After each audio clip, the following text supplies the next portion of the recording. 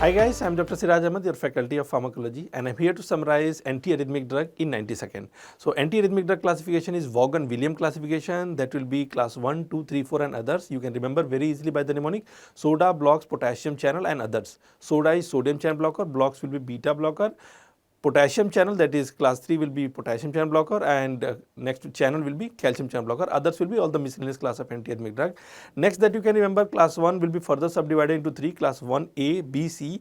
A will be all the A grade people like Queen, Prince and Dasi, that will be quinidine, procainamide, disopyramide. Class 1B, they are the brave people and of the same kingdom, so you can remember very easily by the mnemonic like to phone me, that is lidocaine, tocainide, phenytoin and maxilitine.